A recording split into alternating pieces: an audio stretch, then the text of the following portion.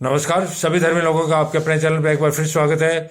आप लोगों को विदित ही है कि परमात्मा के पुत्र ईसा को परमात्मा ने एक विशेष योजना के तहत भेजा था। उन्होंने महान चंगाई के कार्य किए और 33 साल की उम्र में तो उनको क्रूस पर लटका दिया गया था। यह परमेश्वर की एक पवित्र योजना के तहत हुआ था। अब मैं आपको बताता हूं दूसरे चेले किस प्रकार मिले। फिलिपुस और नतनएल का बुलाया जाना। फिलिपुस और नतनएल का बुलाया जाना परमात्मा के पुत्र ईसा के 12 शिष्य थे। उनमें से यह दूसरे शिष्य हैं। दूसरे दिन यीशु ने गलील को जाना चाहा। दूसरे दिन यीशु ने गलील को जाना चाहा। वह फिलिपुस से मिला और कहा, मेरे पीछे हो ले। यह तीसरा शिष्य था। फिलिपुस अंद्रियास और पतरस के नगर बेतसोदा का निवासी था। फिलिपुस नतनएल से मिला और उससे कहा, जिसका वर्णन मूसा ने व्यवस्था में अर्थात कानून में, पवित्र किताब में किया था और भविष्यवक्ताओं ने किया है, वह हमको मिल गया है।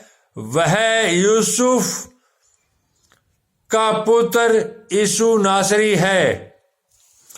नतनएल ने उससे कहा, क्या कोई अच्छी वस्तु भी नासरत में निकल सकती है?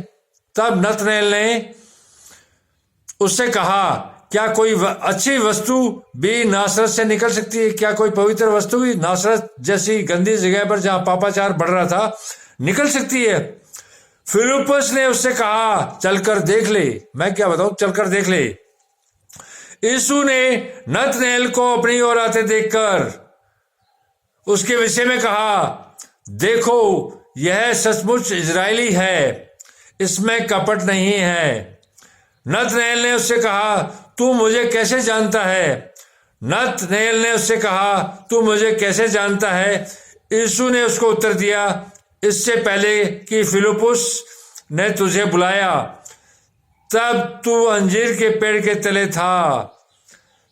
अर्थात बुलाने से पहले तू अंजीर के पेड़ के तले था, तब मैंने तुझे देखा था। नतनएल ने उसको उत्तर दिया, हे रबी।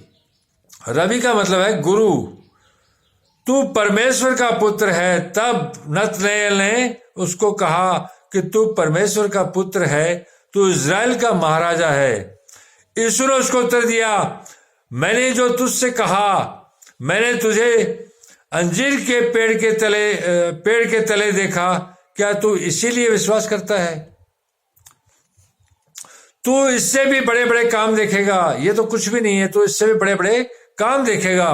फिर उसने उससे कहा, मैं तुमसे सच सच कहता हूं कि तुम स्वर्ग का द्वार खुला हुआ। मैं तुमसे सच सच कहता हूं कि तुम स्वर्ग का द्वार खुला हुआ और परमेश्वर के स्वर्गदूतों को मनुष्य के पुत्र के ऊपर उतरते और ऊपर जाते देखोगे। परमात्मा के पुत्र ईसा ने यहाँ गंभीर शब्दों में अपने शिष्यों से कहा। इस समय तक उनके 4 शिष्य ही थे, फिलिपुस और नतनएल तीसरा और चौथा था। तो परमात्मा के पुत्र ने अपने शिष्यों से कहा, मैं तुमसे सच सच कहता हूं, तुम स्वर्ग को खुला हुआ और परमेश्वर के स्वर्गदूतों को मनुष्य के पुत्र के ऊपर उतरते और ऊपर जाते देखोगे। अर्थात मनुष्य के पुत्र, परमात्मा ने यीशु को मनुष्य का पुत्र बना के भेजा था। यीशु भी अपने आप को मनुष्य का पुत्र कहते थे, लेकिन वो परमपिता परमेश्वर के एकमात्र पुत्र हैं और रहेंगे। उन्होंने स्वर्ग के दरवाजे भी खोले और स्वर्गदूतों का आना जाना उसके ऊपर उतरते थे और चढ़ते थे। सारे शिष्य जानते थे और जो लोग उन पर विश्वास करते थे वो भी जानते थे। जो आज विश्वास करते हैं वो भी स्वर्गदूतों का और यीशु का आना जाना देखते हैं और सर का दरवाज़ा भी खुला देखते हैं। ये सब भरोसे की बात है। बिना भरोसे संसार में कुछ भी नहीं है। धन्यवाद। कल फिर मिलेंगे।